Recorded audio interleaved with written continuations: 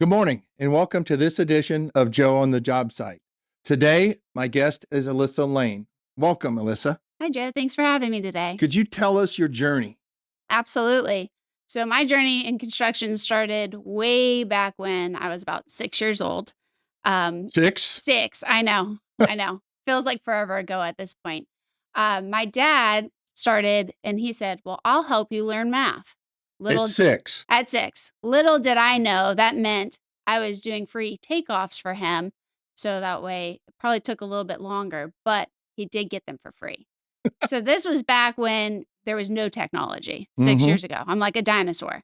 So we had paper plans. My dad would go around, get all the plans from the plan rooms, actual ones that you had to go to and get the plans. He would bring them home and he'd say, "Okay, tonight's lesson, we're working on Publix in New Smyrna Beach," or wherever the location would be. And we would have to figure out how tall the walls were, how long the walls were, what windows were there, how do we take those out, how do we take our doors out, and we had to come up with a full estimate takeoff for him, so that way he could go back the next day, type it up, and send it out to GCs. And this was done like 6, 7, 8, 9, 6, 10. 7, 8, 9, 10. I've been raised in the construction industry. I've worked for him full time, and then, family happens, and I decided I was gonna go off and chase my own dreams, and then somehow I've found my way back, and I will never leave. So when he was getting these free estimates, did he give you any allowance or anything? Oh, Or no, no, there was no allowance. That was math class 101 taught my dad's way, and it worked. I So, bet when you were in high school doing math, you did pretty good, didn't you? I did pretty good, and I didn't need a calculator because he would not let us use a calculator either. So you made it to high school. What was your dream during high school? I think it probably broke my dad's heart, but he understood. I had wanted to be an oncology doctor for as long as I can remember. When I was younger, I had cancer. And so from going through that, I decided that I wanted to give back and help other people that were also in that situation. And people first is always my goal. And I figured that was a way I could make the biggest impact. So that's what I studied for, that's what I tested for, and that's where the dream was going. You know, people first. I've heard that for years. That was a program and it was a class that we took 20 years ago. People first. And Right. you're the first person that has actually said that phrase that believed in it without going to that class. People first. That's always been my life's mission is you are nothing without people, and it's not even what they bring to you, but what you can bring to them as well. We're nothing without every single person we come in contact to, whether it be good or bad. Everything's a learning experience through Yep. people. And everybody is your friend or family until they prove otherwise. That's correct. That is correct. So you in high school, did you make it to medical school or I did not make it to medical school. I went to Valencia over here in Orlando, Florida, and I got my AA in general studies. And I was crazy because I've always worked full time since I was 15. And I was like, I need to do something in between medical school and going to school. And I decided to just get my feet wet and I was going to nursing school. So that's a yeah, I figured, hey, it's a good start. It gets me where I wanted in the direction I'm wanting to go. And I got accepted into Advent Health University over in Orlando at their all right. nursing program Yeah. and started there, was loving it because, I was in clinicals working with people in the hospital. I also had classroom education time and I worked at the hospital during that time too. So it just kind of felt like home and where I needed to be. And what did you make it through the nursing program to any particular level? Sadly, I had to quit. I was in a car accident, that kind of rocked my world, if you will, and the dream of being able to do what I wanted to in the medical field kind of came to a screeching halt, and I had a couple of surgeries after that, had some surgeries on my back, my neck, and my elbows, and just realized that that medical dream wasn't going to be, so I had to figure out another direction to where I could still be with people and make a difference, and so I went in a different direction at that point. Just listening to you right now, I could see you in sales. My grandmother says I can sell ice to an Eskimo, so I guess you've picked up on that quickly. That's pretty good. So, while you were recovering from the car accident, what'd you do to take your time and fit where you could apply yourself? So I've been in food and beverage before nursing and, it's always been about people for me. So I decided I was going to jump back into the food and beverage industry and I went on a crazy adventure and decided that I really loved wine and I wanted to be in wine sales. Well, that's a good spot to start. Yeah, it's your people and conversations and wine all kind of go hand in hand. I'm good at talking, I'm good at enjoying wine, and I'm also good at selling wine, so it was like the perfect match for me. And enjoyed it thoroughly because you were around the people, you were a people person, and Oh, yeah. fit you right to the T. I enjoyed it thoroughly. I started with in-home wine sales, believe it or not. What now, in-home wine sales, is it like door to door or It was we got customers that had called in and bought, packages from us, and I would literally go to someone's home, bring a selection of wine based off the taste they told me they liked, and we would just do a wine tasting between, 2 to 6 people. And it was just wine was a passion for me, and I loved being around people, listening to their stories, sitting, having wine with them, and it just worked, and I decided, "Well, this was fun, but I really kind of wanna make this a career." So then I jumped over to the restaurant sales side of things and really got more serious about that then. so what was it like from home sales? I mean, someone you could deal with one-on-one, and then you went to the commercial level with restaurants and stuff. What was the change in that for you and your sales techniques? When I was home, I got to have a lot more time. It was a little bit slower pace. I got to know people a lot more. Once I took on the restaurant side, it kind of just scaled and boomed. I was doing over 200 different restaurants here in the Orlando area, everything from MCO restaurants to a mom and pop restaurant. So for me, it was really dedicating my time because I still wanted to keep that people aspect. I wanted to Right? know who my buyers were, what their families were, what made a difference to them. I wasn't there just to sell them wine. I was invested in them as people too and their business and where they wanted to take things. So, to this point in your life, do you have a favorite person that said something to you or shared information with you that helped you in a direction? Well, for the wine part, I would have to say my first manager ever, her name was Jane. And she was just awesome. And she kind of helped me develop my love for wine. We worked at a wine bar and she really took me under her wing and kind of took time and spent time with me to let me ask the stupid questions and go from there and really understand because you don't know what you don't know until you learn. So, what now that you're in the wine, what would be your favorite wine? I would have to say Cabernet. I love a good Napa Cab. And now that's the dry wine, correct? It is dry, it's big, it's bold, it's in your Yep. face. I love it. So, did you ever do any of those wine tastings or where people go around and look at the wine and try it out and are blind or just here, try this and see what you think? Oh, all the time. I actually have some certifications in wine, and part of that was a blind tasting. So we needed to be able to tell you what type of grape it was, what did we think the alcohol volume was, where was that grape from, all You can just do all that by tasting. by seeing and tasting, and it's just a true experience, and I think wine is one of those things that really gathers people together. It has a ton of education and history behind it, and you can just spend hours on it, and it's not boring. And you can take a glass of wine and literally tell that much difference in it. Absolutely. My grandfather made wine, he made it by the barrels. Wow. And you could taste it. You went to this barrel and sneak in and when you were a kid and taste it. Yep, that one came on the west side of the hill, and you go to that barrel, and, that one came from the north side of the hill. Yeah, we can take Yeah. Yeah, it's all about how the sun hits it, where the soil is. There's lots that plays factors into that. Yeah, he did his in Southern Illinois. That was Wow. his he was a farmer and he did wine. And through my course of travels, I worked on a dairy farm in Floyd Knobs, Indiana.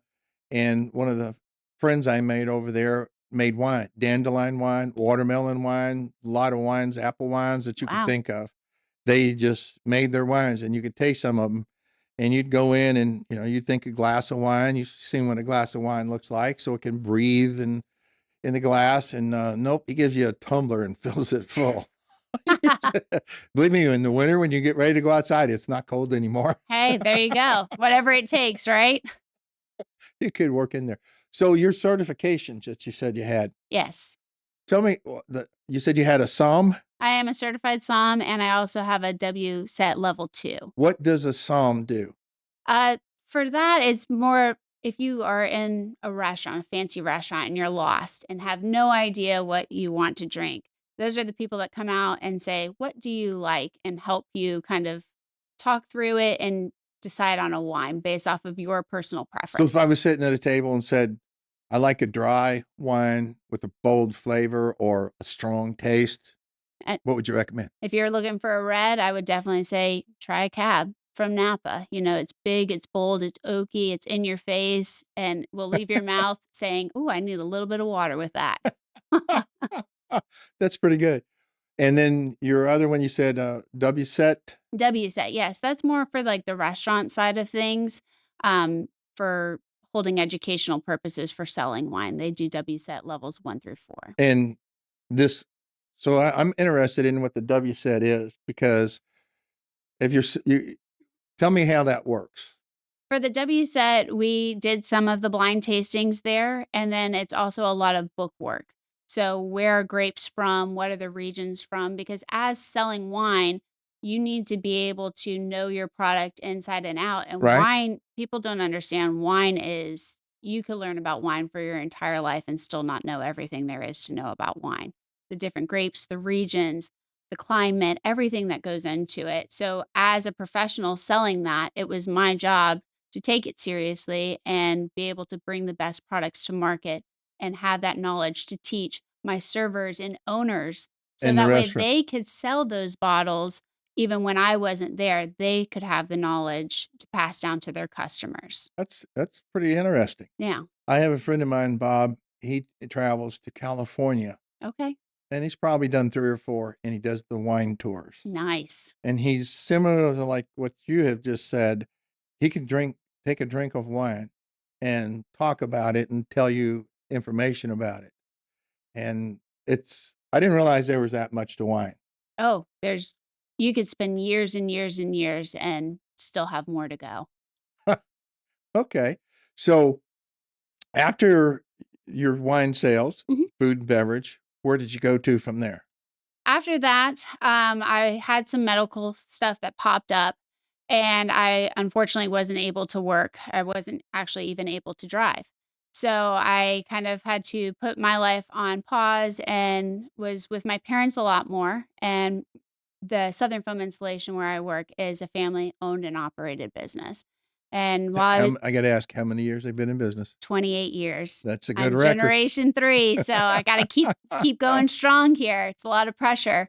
But when I got back with my parents were like, "Hey, since you're here, we need a little bit of help around the office. Would you mind?"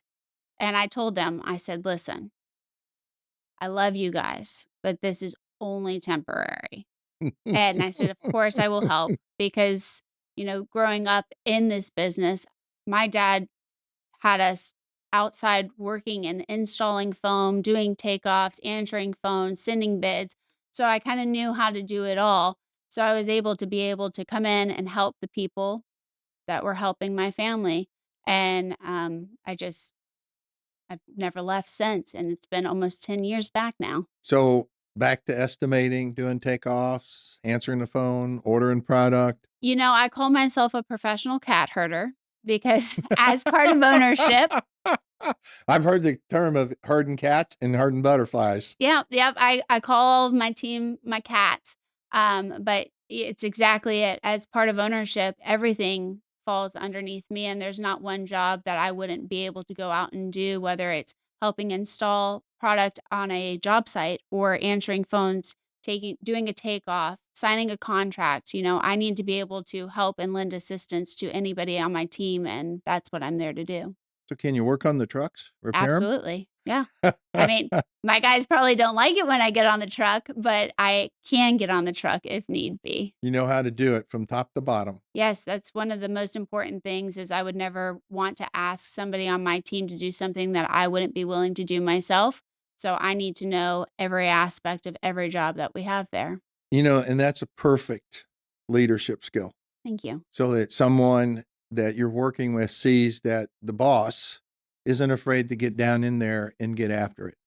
I was doing a concrete pour years ago, and I had a general superintendent. His name was Paul.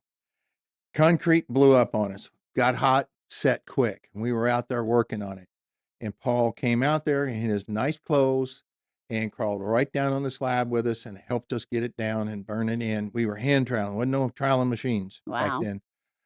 We hand troweled it in, and he crawled right down there. He ruined a pair of pants and a suit. I mean, we had knee pads and stuff, but he ruined his clothes, but he got right back in there and helped us.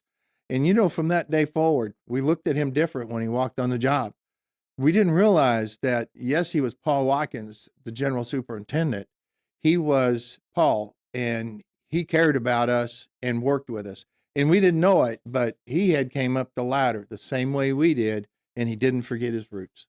Yeah, and that's important, and I think that's what differentiates a amazing leader from someone who doesn't. It's all about the people and how you treat people, and just because I own a company doesn't mean that I'm better than any one of my Nope. employees. And that means a lot to the people, and your people will stay longer with you. If they feel like they have opportunity, someone cares about them, will look after them. We had a gentleman the other day that, he had cancer, and he had worked for the company for quite a few years, had cancer, and then he was out for a while. He never missed a paycheck. Yeah, The company took care of him. And like you said a minute ago, you take the opportunities to help your employees. And absolutely. it may not it isn't about the bottom line of the company, it's about the people in the company, Correct. and I'm hearing a lot of that from you as a strength. Yeah, I mean, we would be nowhere without the people that have helped us get to where we are. I mean, I'm one person.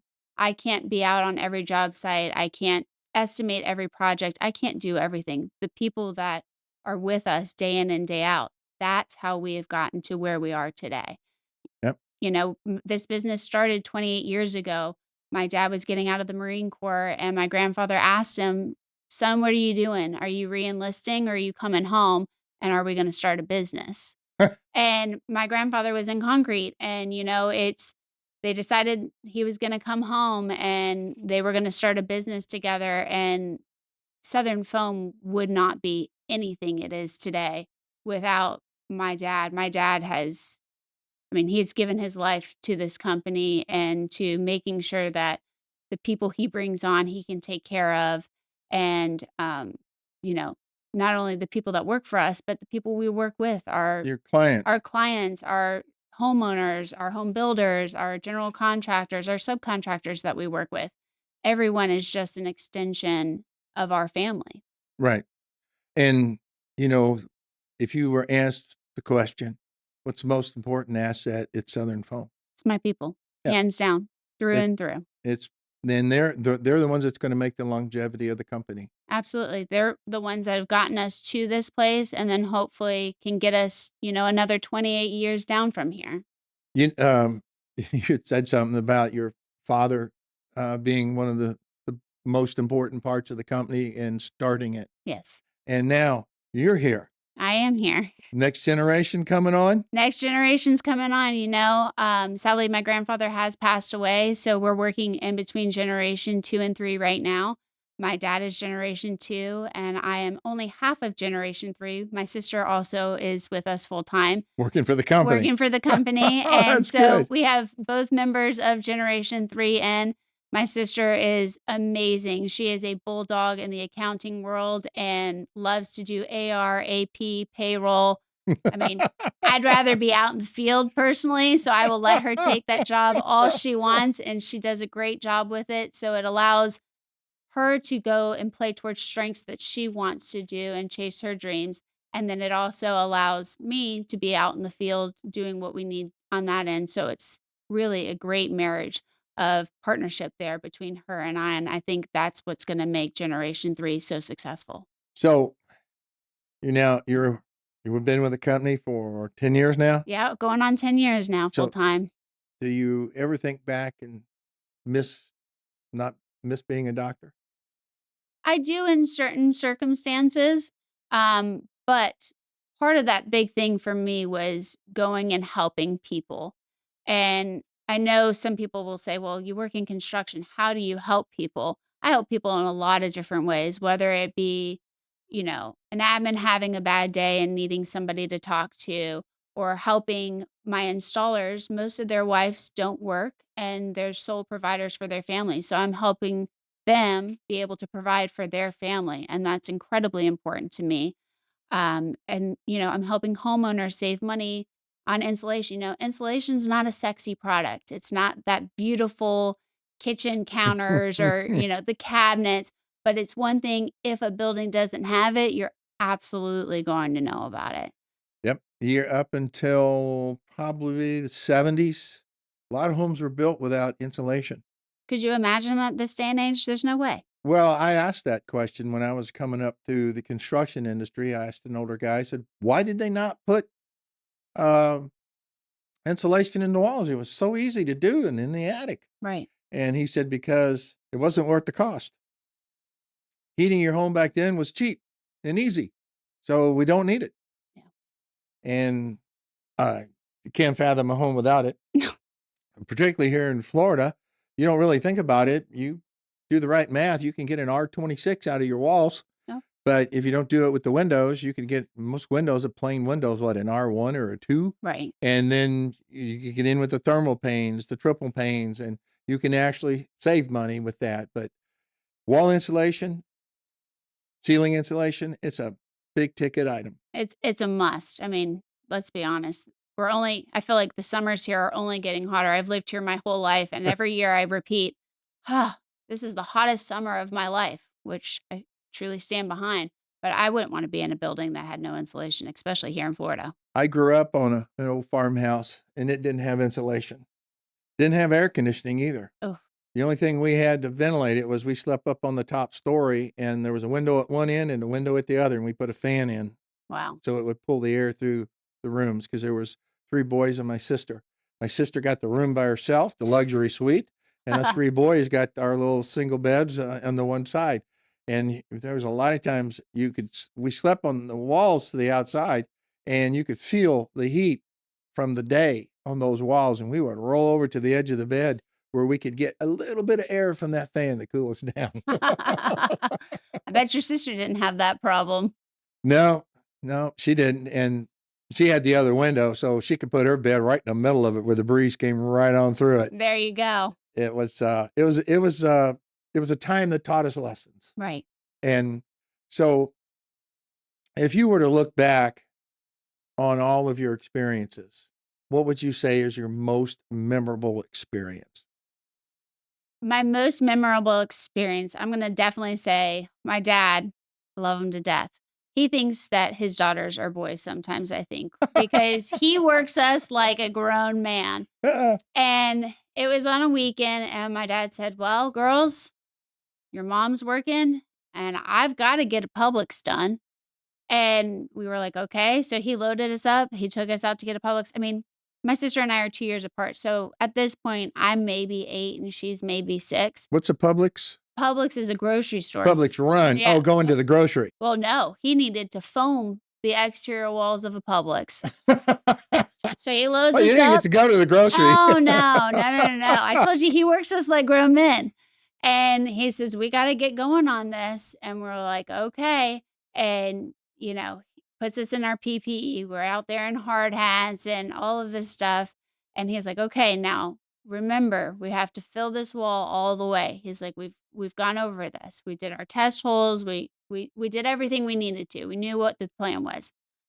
Well, I'm a little kid, I'm like, "I don't wanna be out here on the weekend." I was not paying attention, and I saw a butterfly, and I was like, "Oh, pretty, look over there."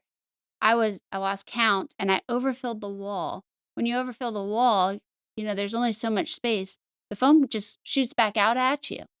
So my sister and I are standing there, and before my dad knows it, we're just covered in foam insulation. And I said, "Well, I guess we're not gonna get pretty far on this because we're only on the first few holes and I've already screwed up the job." But, life lessons we learn. I've learned you can't watch the butterflies when you're trying to work. And, my dad's also learned that we're not grown men and sometimes you're not gonna get done what you need to with two daughters. Well, when I was young into the industry and spray foam first came out, I was one of those people that's, "Oh, look at that. Is that dry?" Took me a week to get that stuff off my hands. Oh, yeah, spray foam's a whole 'nother animal. It Luckily, it wasn't that. We were just dealing with the masonry foam, but, Yeah. if you don't know what you're doing, you can mess it up. It's very true, very true. So, now what direction and what any special groups that you see in the future for you? Oh, yes. If I'm into something, I'm in 100%, and I think it's very important to be involved in the community that you're working in and giving back to. So I'm a part of ABC Central Florida. I'm a part of NAWIC, which is National Association of, Right? um, oh, National Associated of na Women in yes, Construction. sorry, National Association of Women in Construction. I was thinking of the chapter number, Very good Greater group. Orlando, chapter 73. So, we're very involved in that, and I take a lot of pride in being part of those organizations. Now, you also just passed the test on something? I did, yes. I sat and took my test to become a certified building contractor for the state of Florida. It's a series of 3 tests, and I have successfully passed all 3 tests on the first go. Congratulations. Thank you. Yeah. Those tests are not easy. No, I think it's probably one of the hardest set of tests I've ever taken in my life. And now in spray foam, do you use that license? No, it's kinda like the Wild West here in spray foam. You don't have to be licensed, bonded, insured, or anything like that. It's just it helps provide us as an expert, not only for the general contractors we work for, but also the homeowners. I think Yeah. the day I stop learning is the day I need to be 6 feet under. So I need to be able to provide value to my customers and to my homeowners and builders. And when we speak with architects, I don't want to sound like I don't know what I'm talking about. So I value education. And that was one of the things that my father was able to invest in me and in the company and by allowing me to go get that certification. Now, when you deal with the architects yourself, We do sometimes, we try to not bridge, there's protocols. You gotta go through a GC, but there are times where a GC does bring us on a phone call with an architect, and then part of my company, we do, continuing education credits for architects as well. So we teach installation assemblies to them. right? So, I need to know I can't only walk the walk, I've gotta know the talk too to back it all up. Well, I can see that. And do you ever have an architect call you and say, "Hey, we have this type of building. What kind of foam do you recommend, or what kind of insulation material?" All the time. I mean, we get sets of plans that are sometimes 20% drawings from some of these larger GCs that we've worked with over the 28 years. And they know that we're experts and they say, okay, here's what we've got so far. Where would you put insulation and what would you suggest we put where? So that's one of the things that we specialize in. Yep. I remember years ago putting it in when I worked in the field. We hauled it in by the bats and put it up. There's a building in Orlando where we hauled up more bundles of material than we needed, Oh, gosh. and like maybe 15 or 20, and it's still up there. Oh, We didn't even too break the heavy to bring bundle. it down. We didn't bring it down. We didn't break the bundle. It was like 8 stories in the air, 6 stories in the air. It was in a roof system, and then I go, "No, we're not gonna take it down. Yeah, Just leave sometimes it." it's easier to just leave it up there, isn't it? Yeah. So, uh, ABC, you're a Yes. member of ABC, and what involvement do you have with them? We are members of ABC. I try to attend as many of the different events and educational aspects that they do. They do a lot of training and education. My most recent program with them I attended was the Next Gen. So it's an upcoming leadership program. Right, that's Yeah, I graduated last year and it was an amazing, amazing program that just helped you learn leadership skills and people skills and things that you don't necessarily think about on a daily basis. decision making, Decision problem making, problem solving, solving, you Which know? direction do I go? Is this a good fit for me to, work for this contractor or this architect? Right, and it was great because it wasn't just a group of subcontractors such as myself. In this group, it was, Milwaukee Tools or DeWalt had, people in there, but then we also had large general contractors, and then we had smaller subs in there as well. So we got a great blend of who's who and what's what and how each other thinks and works and feels. So it was nice to have other people and other opinions in there. That's great. So, we need to take a short break here, Absolutely. and I'd like to hear more about your goals for the company coming up and your utilization of ABC and NAWIC. NAWIC is a great organization. I've been around them for years. ABC of Central Florida, I've known them for years and is a wonderful organization also. So, we'd like to take a short break. If you could come back and let's talk a little deeper about taking the company to the next level and your involvement with some of the community activities you're doing. Perfect. This is Joe on the job site with another edition. We'll see you shortly.